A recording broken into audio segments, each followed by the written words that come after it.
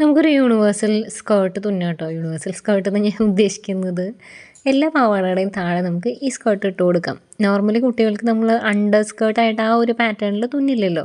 അപ്പോൾ നമുക്കിതൊരു മിഡി പോലെ തുന്നാം. ഞാൻ ഉപയോഗിച്ചിരിക്കുന്ന തുണി മല്ലിൻ്റെ തുണിയാണ് കേട്ടോ. മൽ കോട്ടൻ്റെ തുണിയില്ലേ, ആ തുണിയാണ്. സാധാരണ പോലെ വെറുതെ ഗ്യാദേഴ്സ് ഇട്ട് എടുത്തിട്ടുണ്ട്. ആവശ്യമുള്ള അത്ര പഫിനെസ് കിട്ടുന്ന അത്രയ്ക്ക് ഗ്യാദേഴ്സ് ഇട്ട് എടുത്തിട്ടുണ്ട്. എന്നിട്ട് സൈഡ് സ്റ്റിച്ച് ചെയ്ത് കൊടുക്കുകയാണ് കേട്ടോ. ഞാൻ യൂസ് ചെയ്തിരിക്കുന്ന ത്രെഡ് വൈറ്റ് അല്ല, ഓൾറെഡി ഞാനൊരു ഗ്രീൻ കളറ് പാവാട തുന്നിക്കൊണ്ടിരിക്കുകയായിരുന്നു. അപ്പോൾ അതിൻ്റെ അടിയിലേക്കാണ് ഞാൻ ഈ ഒരു പാവാട തുന്നുന്നത്. ഇപ്പോൾ നമ്മൾ പ്ലീറ്റഡ് സ്കേർട്ടിന് ലൈനിങ് വെച്ചിട്ടില്ല എന്നുണ്ടെങ്കിലും ഇതുപോലൊരു സ്കേർട്ട് നമ്മളൊരു കോമൺ ആയിട്ട് തുന്നി വയ്ക്കുകയാണെന്നുണ്ടെങ്കിൽ അത് തന്നെ മതിയാവും കേട്ടോ. പിന്നെ അതിലൊരു കാര്യം നോക്കാനുള്ളത്, പ്ലീറ്റഡ് സ്കേർട്ട് നന്നായിട്ട് ഉള്ളിലേക്ക് പ്ലീറ്റ് പോയിട്ടുള്ളതാണെങ്കിലാണ് ഈ ഒരു വൈറ്റ് സ്കേർട്ട് ആകുമ്പോൾ വലിയ ഭംഗിയില്ലാതിരിക്കുക. അല്ലാന്നുണ്ടെങ്കിൽ അതേ കളറിലുള്ള ലൈനിങ് തന്നെ വെക്കുകയാവും നല്ലത് കേട്ടോ. ചെറിയ കുട്ടികൾക്കാവുമ്പോൾ നിഴലടിക്കാത്ത തുണിയാണെങ്കിൽ ലൈനിങ്ങിൻ്റെ ആവശ്യം ഉണ്ടാവില്ല.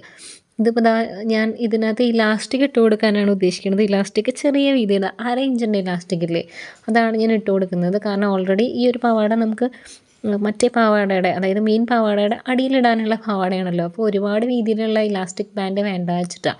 വള്ളി കൊടുക്കുകയാണെങ്കിൽ അങ്ങനെയാണെങ്കിലും മതി. പക്ഷേ എൻ്റെ കുട്ടിക്ക് ഈ വള്ളി സെറ്റപ്പ് അത്രയ്ക്ക് അങ്ങ് സെറ്റ് ആവാത്തതുകൊണ്ട് ഞാൻ എല്ലാത്തിനും ഇലാസ്റ്റിക്കാണ് ഇട്ട് കൊടുക്കാറുള്ളത് കേട്ടോ. പിന്നെ ഞാൻ ഇതിൻ്റെ ഈ അരിക്, പട്ടയുടെ അരിക് സ്റ്റിച്ച് ചെയ്തിട്ട് ഇലാസ്റ്റിക് ഫിനിഷ് ചെയ്തിട്ടുണ്ട്. അപ്പോൾ ഒന്നിങ്ങനത്തത് തുന്നി വെച്ച് കഴിഞ്ഞാൽ എല്ലാ പാവാടയുടെ അടിയിലേക്കും ഇടാം കേട്ടോ.